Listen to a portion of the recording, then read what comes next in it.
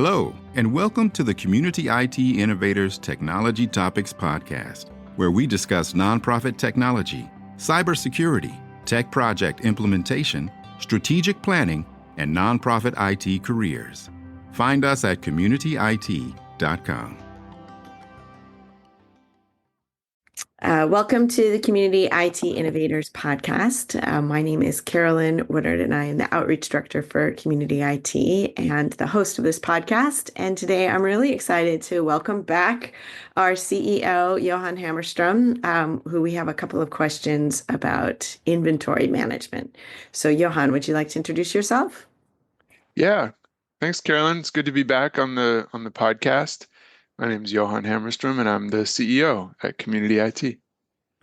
So, Johan, you and I were talking about one of the requests that we often get, especially from new clients, is around inventory management. So, can you talk a little bit about our approach to that and what are some good ways to handle your inventory? Yeah, inventory management is a common need that organizations have. It's actually, I think, grown considerably in the last 5 years and in the 5 years leading up to the pandemic, as more and more staff at nonprofit organizations switched from using desktop computers, which were always stayed at the office, always at someone's desk, to laptop computers that people started to carry around with them, now to laptop computers that are often in someone's home and may never or rarely come into the office. So the need to manage that inventory has really grown a lot over the last 5 to 10 years. Is that something that we do for clients, or do you have tips for how to manage inventory? Do you just need a spreadsheet? For a smaller organization, a spreadsheet might be a perfect solution for managing inventory. It's something that we can certainly help with, but there are actually a number of different components that are important, or elements that are important to build into an inventory management process. So that's something we really try to encourage our clients to think about inventory management, not as a technology solution, but rather as a business process. So you said that for a smaller organization, a spreadsheet might be all they need. So that makes me think, does it go in kind of bands of how large your organization is? And what sort of things do you need to track in this inventory? Yeah, that's a great question. We like to break it down into three categories. So, and in some cases, you might be able to track all three things in the same place. And for larger, more complicated organizations, you might have three different systems tracking these three different aspects of a computer, basically, or a piece of equipment. So the first is the equipment as an asset. And so it's an asset that the organization has purchased, and they need to track that as part of their financial accounting process. And so those assets may get tracked in a financial management solution. The finance team will have their approach for tracking those assets. It's particularly important in cases where organizations are leasing their equipment and they need to return it at the end of the lease period. So they need to be able to track that equipment down and mark it as having been returned to the manufacturer when the lease period is over. So that's the first category of tracking. What equipment was purchased and is owned by the organization? When was it purchased? Who is it purchased from?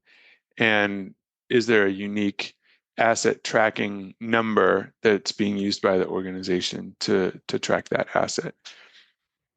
The second thing that needs to be tracked is, who has that equipment been given to or assigned to? And there's unfortunately no automated way, no sort of technological way out of this requirement.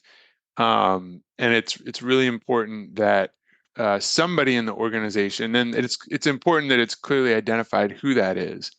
Is it the IT department? Is it operations? Is it finance? Somebody is making the determination as to which piece of equipment is assigned to which staff person.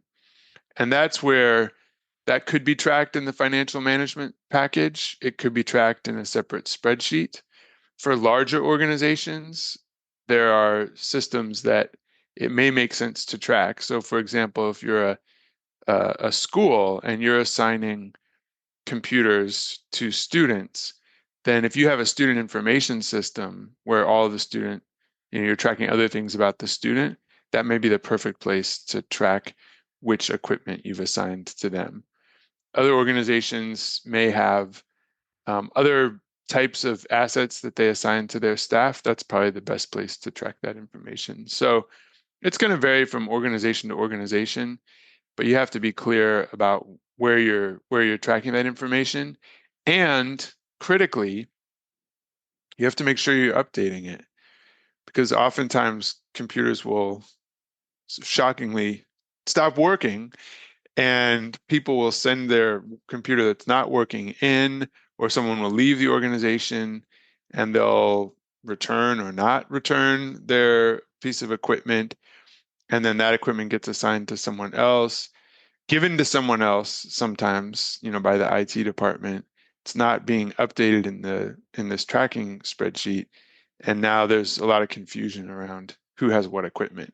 And that's a problem that's maybe manageable with 10 to 15 staff, but once you get up to 30 or 40 staff, and certainly once you hit over 100 staff, that's going to be, you might as well, you've lost track really at that point of who has what equipment. And then you said there's a third aspect.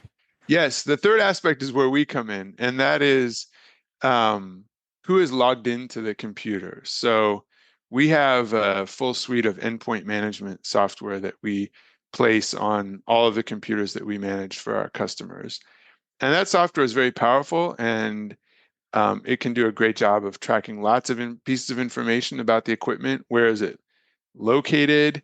How is it connecting to the internet? Who is the last person to have logged into it? And so that gives you more of a real-time picture of what equipment is being used and who is using it. And that's important because the other two approaches to tracking are sort of static. They're taking a snapshot of something that happened historically, and the remote monitoring and management solutions are giving you a real-time picture of who's using the computer today. That doesn't tell you who the computer was assigned to, nor does it tell you always when the computer was purchased, although our solution is able to take the serial number and then cross-reference it with a public database provided by the manufacturers, and basically tell you, according to them, when the equipment was purchased and when the warranty expires.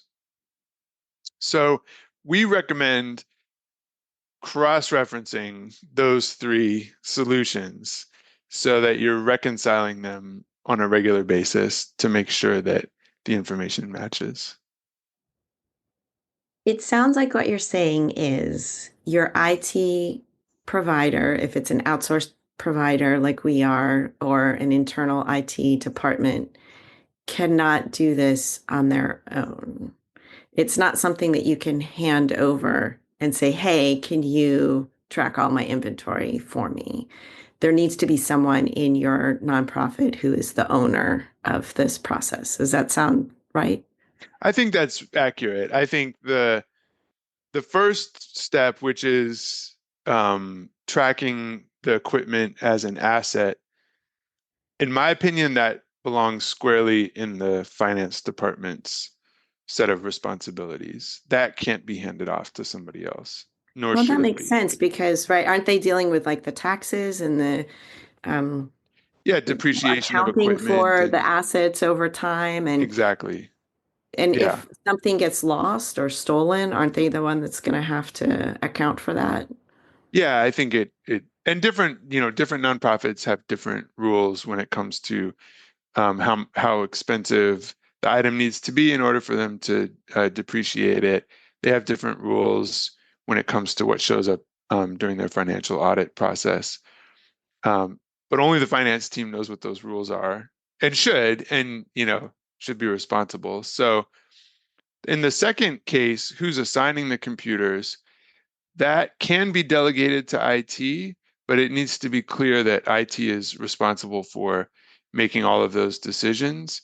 And at the end of the day, the physical management of the asset needs to go along with that responsibility. So if you're outsourcing your IT to someone who never comes into the office and you have an office manager who's receiving the laptops, updating them, and sending them back out to staff, then that's the person who should be responsible for maintaining the asset assignment database, whether that database is an actual database or a spreadsheet.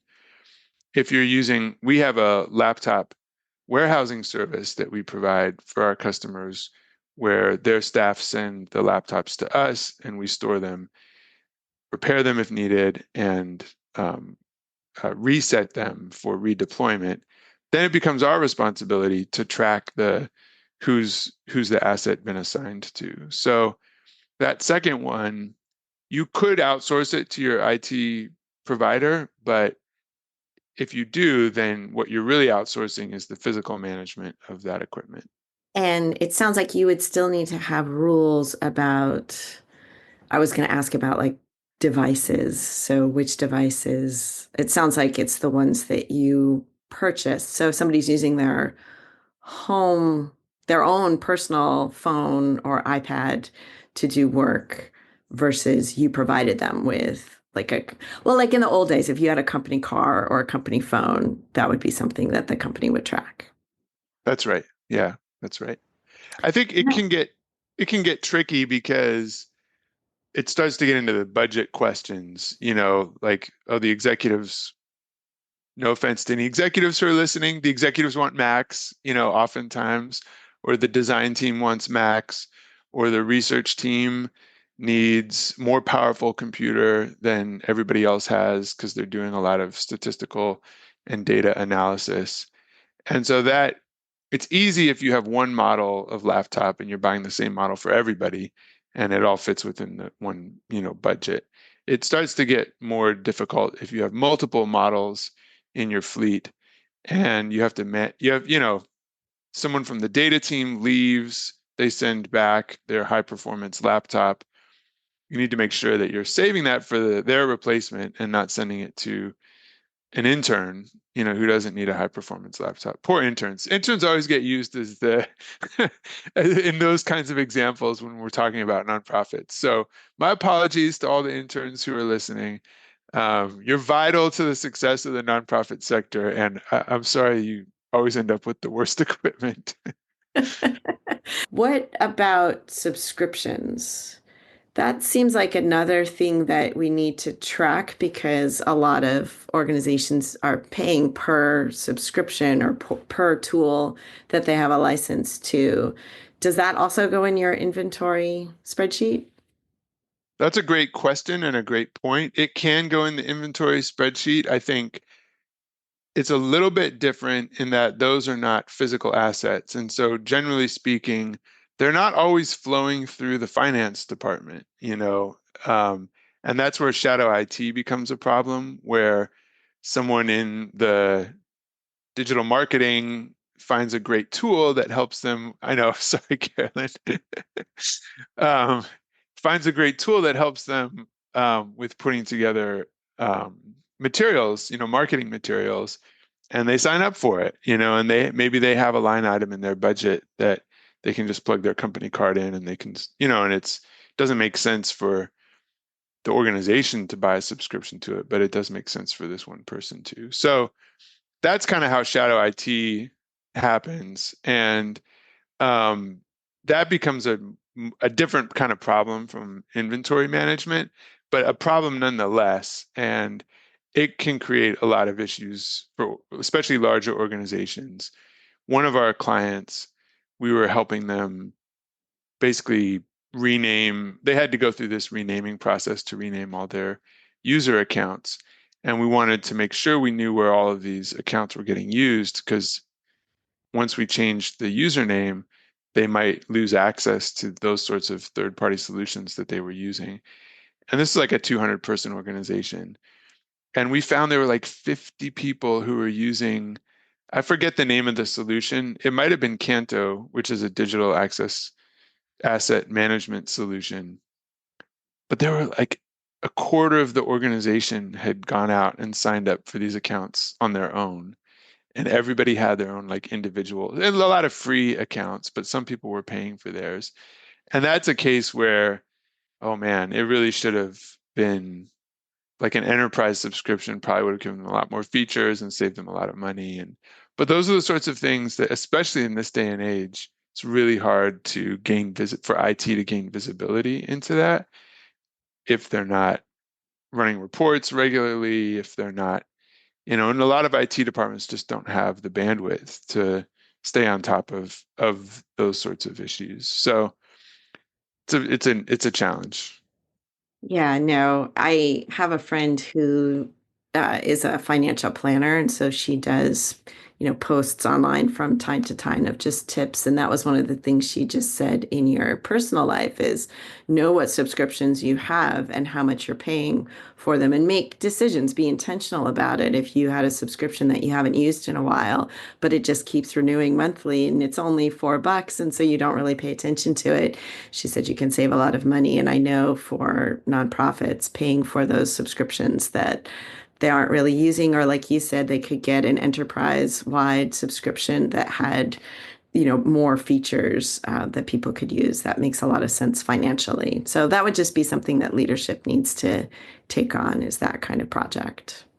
Yeah, ideally, IT is putting those subscriptions in their budget, and that's where you've got visibility into. And normally for large subscriptions that are being used by the whole organization, like Microsoft or Google, Zoom, those Adobe is actually that could be a whole other podcast. Adobe licensing is kind of in a although it's they moved towards cloud-based subscription, like that's kind of the model that they're in now, and the more they move in that direction, I guess the easier it kind of becomes to manage. But we're still in a little bit of a transitional period where a lot of nonprofits still have older Adobe licenses that they purchased from TechSoup that they're giving to their staff to use because Adobe's expensive, and managing the array of licensing types that come with Adobe can be challenging. Yeah, that does sound like another podcast that would be helpful. Yeah, yeah. I'm not the best person to talk about it either, so that would be a good. I think that would be a good podcast. So I have just a couple more questions. One is, it sounds like this is something that organizations should be doing, but there aren't standards or requirements in place so that every organization is doing it. Uh, But it is a common problem that when we have a new client, they may have inadequate inventory yes, tracking. yes, it's a common problem because I think there's not a great solution. There's not a great like technical solution. There's not a great service that does it for you. Like if there was a Zoom of inventory management, it wouldn't be an issue, but there isn't. So I think a lot of people start off using a spreadsheet, but anytime someone's using a spreadsheet, they always have this little voice in the back of their mind that's like saying, isn't it? I can't believe you're using a spreadsheet for this. Like, there's got to be a better way. No one uses a spreadsheet and says, I've reached the top. Like, this is it. This is the best it can be. And then, especially as the organization grows, the spreadsheet starts to feel unwieldy, and they want to have everybody, wants and needs to have a dedicated solution, but then it becomes challenging, like figuring out what that solution is. And there's no really good industry leading software. We've done a lot of research into it and have experimented with a lot of different packages, and none of them are that great. And I think it's because at the enterprise level, they're using their enterprise software, whatever it is, they're using the software that they use to track staff, or they're using the software that they use to track all the equipment that they give out. And so there's no space for this particular niche of software to thrive. That makes sense. I think also with a spreadsheet or any kind of task like that, that you tell yourself, well, I'll do this monthly and it won't be so hard. But it's kind of unpleasant, kind of boring. And sometimes it doesn't change all that much. And so you just let it sit for 6 months. And then you're like, oh, actually, that 6 months was 2 years was the last time I looked at this spreadsheet. And all of the laptops are different now. And I think that's another piece of it, right? Is that we recommend people don't have older laptops. So they would renew those laptops every 3 years, every 4 years. And then you really have to be tracking your inventory because you need to know which are the oldest ones that you're going to replace and who they're going to, as you said. To finish up, could we take a step back and say, so it's kind of unpleasant, kind of boring, really necessary. Why is it really necessary? Like philosophically, what's the number one thing you could say to yourself to make yourself take inventory seriously? Well, I think more than anything, it's probably a security risk. In that if you have staff who no longer work for the organization who haven't returned their computers, that's, you basically have a part of your system out there in the world that's potentially no longer managed or being tracked by you. So that's number one, I think. Number two, it's good stewardship of the organization's resources. And if you're sending people laptops and then not collecting them when they leave, you're basically you have a laptop giveaway program, for your staff in effect. Now that may actually, we laugh, but that may actually be, some organizations may say, you know what, like it's not worth the hassle. And if you work here for more than 2 years, when you leave or however you leave, we wipe the laptop, which you can do remotely, and then you keep it and you deal with it. Do what you want with it. Keep it, use it, give it away. That's not necessarily the worst policy in the world, but all of it needs to come back to policy. Great. Those are all great tips. Thank you so much, Johan. Appreciate your time today. Yeah, it was a pleasure. Thank you, Carolyn. Community IT does these free webinars and podcasts for our community, and we love sharing our knowledge and experience. If you have more questions or are having trouble with your IT at your nonprofit, please get in touch with us on our website, www.communityit.com, so we can start a conversation or schedule an assessment. Downloading any of our free resources there will get you signed up for our webinar reminders, and you can attend our next webinar in real time and ask our experts your own questions. If you love podcasts, please subscribe and leave us a rating to help others find this leadership resource for nonprofits.